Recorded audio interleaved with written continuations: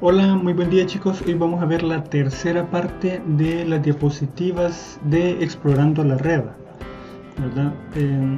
A ver si no me equivoco con el tema de exploración de la red, sí.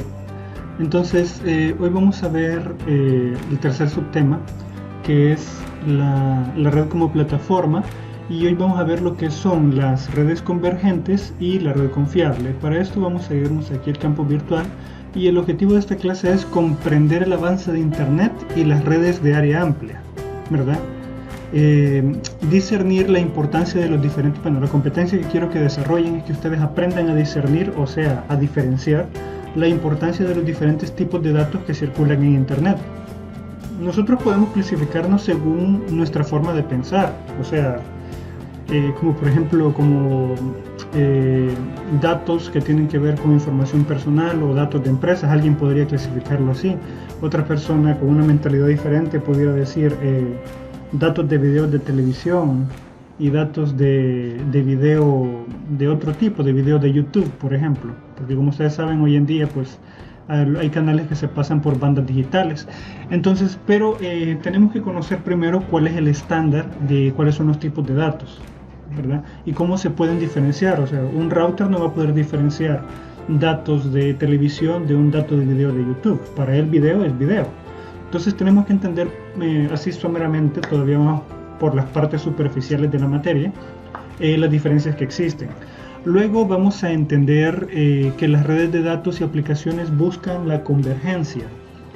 Entonces tenemos que conocer cuál es el objetivo, hacia dónde va la tecnología de redes de computadora para poder comprender por qué se comporta así y cómo deberíamos diseñar una red. Este tema nos va a ayudar a formarnos un criterio más completo del por qué y cómo armar un diseño más a futuro. Por ahora lo que tiene que quedar en nuestra cabecita es que la importancia de la convergencia y la prioridad de los diferentes tipos de datos. Entonces aquí ya les dejé una imagen de qué es la convergencia y luego pues se separa en diferentes actividades una vez que llega a su destino. Pues es una imagen abstracta, digamos, más o menos. Y aquí les he dejado un video de bienvenida donde hablamos algunas características de la clase de hoy, ¿verdad? Entonces, bueno, vamos a ver el tema en sí, las redes convergentes. Bueno, aquí tenemos, esto necesita esto, vale, redes convergentes, dice. ¿Qué significa una convergencia? Yo sé que en alguna película deben haber escuchado lo que es la convergencia armónica, que lo he escuchado bastante, pero es el mismo término, sí, pero lo estamos usando para redes de computadora. Una convergencia es cuando se unen varias cosas que están por separado. Entonces, y en algún punto del tiempo, pues se entrelazan, ¿verdad? Y hacen alguna actividad en particular. Entonces, en este caso, cuando hablamos de la convergencia de las computadoras o de las redes, es algo que se torna permanente. Cuando dos diferentes flujos de datos que se manejan en redes diferentes y se manejan con protocolos distintos, a través de la historia empiezan la tecnología a funcionar juntos y por último se enlazan, una vez que sucede la convergencia entre dos tipos de datos distintos o dos entidades informáticas distintas, esa convergencia no se separa, ya quedan unidos de ahí para adelante, porque es lo que Internet quiere, que todo se una y pase por un solo flujo o canal. Entonces, ¿cuáles son los diversos tipos de datos que tenemos? Por ejemplo, tenemos datos de televisión, tenemos datos de telefonía, tenemos internet, que pasan por un mismo canal físico. Antes de, allá por la época de los años 90, la televisión tenía sus propias redes, la telefonía tenía sus propias redes y el internet tenía una red diferente. Entonces cuando ustedes miraban los postes de luz y donde pasaban los cables, ahí había un cable solo para cable, o sea, un cable físico solo para el cable de televisión, ¿verdad? Había otro cable de esos que era solo para manejar telefonía y otro que era para manejar internet.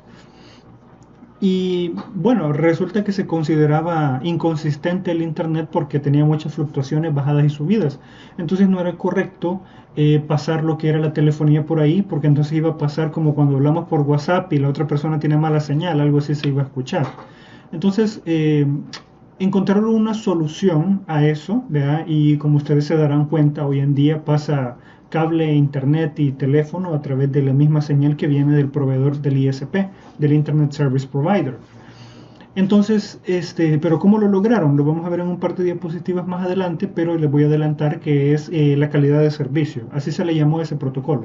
Quality and Service. Entonces la calidad de servicio ayudó a que todos estos diferentes tipos de datos pudieran fluir a través de un mismo cable físico y tener la misma efectividad. ¿O ustedes sienten que les falla el teléfono cuando hablan, el teléfono de la casa? No, no falla, difícilmente. Ella es más probable que una llamada telefónica por una red social como WhatsApp o Facebook fluctúe un poco, ¿verdad? Y es que esas llamadas telefónicas por WhatsApp, Facebook o redes sociales no son reconocidas tal cual como una llamada, sino que son reconocidas como quien está transmitiendo un streaming, que no es lo mismo, a la misma importancia que se le da a una llamada telefónica, ¿verdad? Un streaming, una descarga de una página web, más o menos por ahí va el nivel de una llamada por red social. Tiene más calidad una telefónica o incluso de televisión, es muy superior. Entonces, si vemos la primera imagen, en un principio nosotros teníamos diferentes redes. Por ejemplo, aquí teníamos los dispositivos que transmitían datos tal cual crudos a través de medios de red. Pasaba el internet de las computadoras a los routers, switches, hubs, switches WAN, cosas así. Y luego los mensajes fluían de una computadora a otra y era reconocido como internet. Ahí podían pasar archivos de audio, archivos de video, imágenes, etcétera, etcétera. Luego teníamos las redes de telefonía y luego teníamos las redes de televisión, ¿verdad? Todo funcionaba bien, funcionaba en armonía, pero era demasiadas cables por todos lados. Entonces había que estar triplicando el trabajo, habría que contratar el triple de personas, habría que hacer el triple de todo para que cada una de estas redes funcionaran. Todas eran iguales, pero físicamente estaban separadas para sostener la calidad.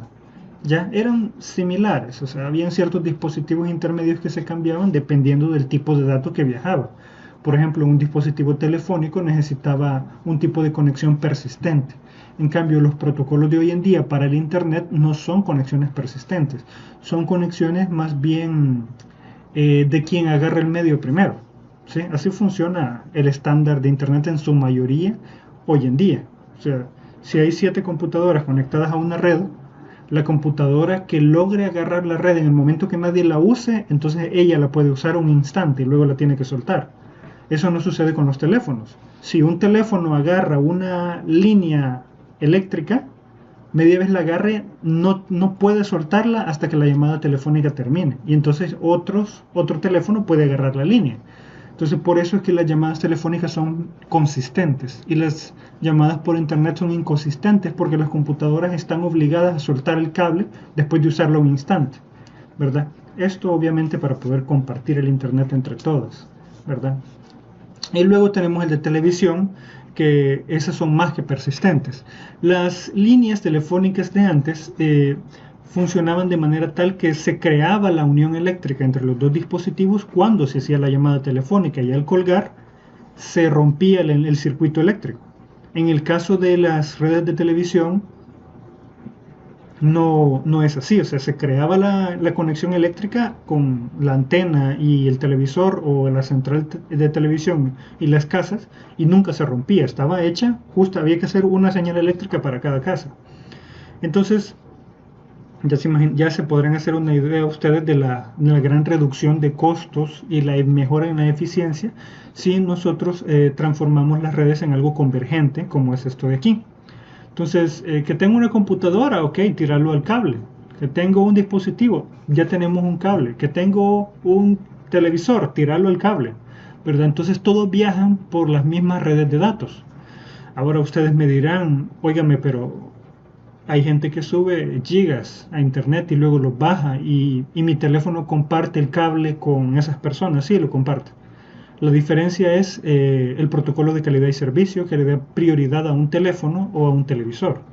Ahora, si ustedes quisieran, por decirlo así, burlar el protocolo, pudieran meter en señal de video datos tras datos importantes como archivos, o sea, encubiertos. Entonces de esa manera el internet le daría prioridad a un video. Pero bueno, estamos hablando de otra cosa. Entonces, como ustedes pueden ver, todos estos servicios ahora convergen en lo que es una sola red convergente, que son las redes de datos. Ya no se le llama ni siquiera internet, son redes de datos y manejan todo tipo de información. Las redes de datos convergentes transportan, dice, varios servicios en una red. Ahora, les voy a adelantar algo que dice aquí que bueno, que no dice aquí más bien, pero que ya está planeado desde hace más de 10 años, es que no solo las redes van a ser convergentes, sino el software también. En un futuro, según las predicciones de Cisco Systems, eh, se prevé que va a existir una sola aplicación en el mundo, ¿sí?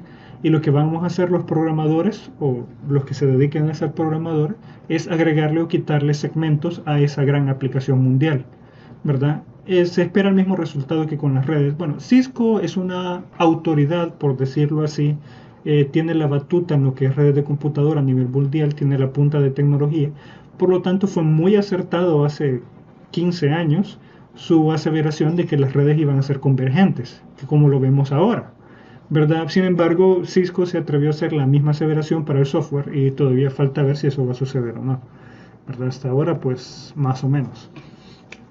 Planificación para el futuro.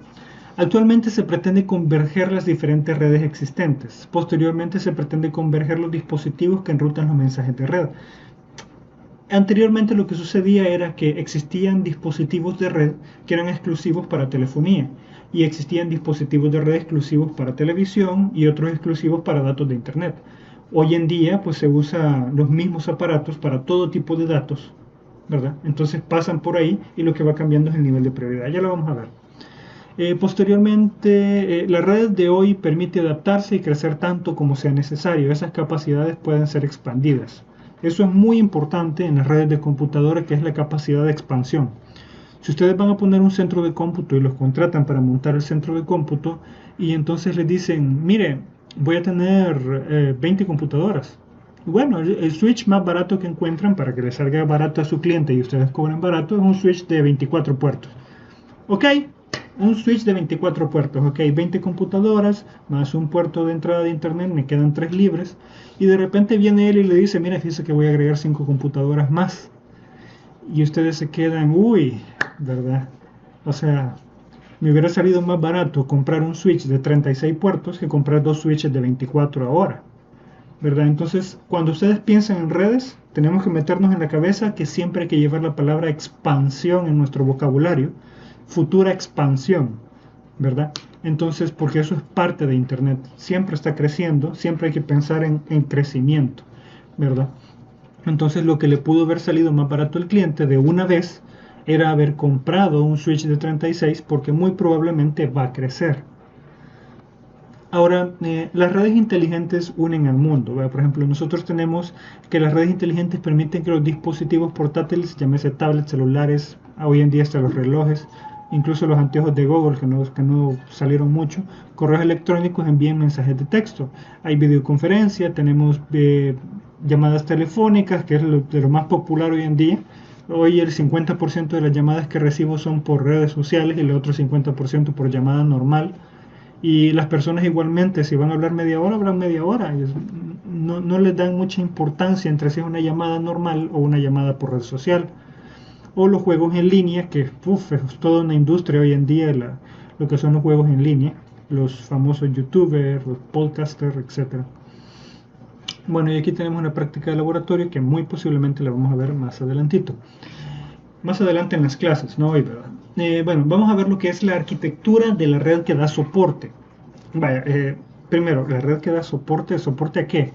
Bueno, pues obviamente a Internet. ¿Cuál es la red que da soporte? Los routers, los switches, los cables. Estamos hablando de técnicos que se suben a postes, estamos hablando de informáticos que están en salas de servidores o salas de router donde tienen que conectar un router nuevo, tirar una línea de fibra nueva, etc. Es importante hacer diferencia entre los encargados de tirar las líneas de fibra óptica a través del país y los ingenieros en informática que se encargan de recibir la fibra óptica en el campus y luego distribuirla a través de routers. Son diferentes trabajos, pero eso no quita que un ingeniero en sistemas pueda aprender a tirar redes de fibra óptica a través del país, que eso es más bien para ingenieros en telecomunicaciones. Quiero que tengan eso claro. Bueno, regresando al tema. La red que da soporte, pues es la red tanto configurada lógicamente como físicamente para que todos tengamos internet.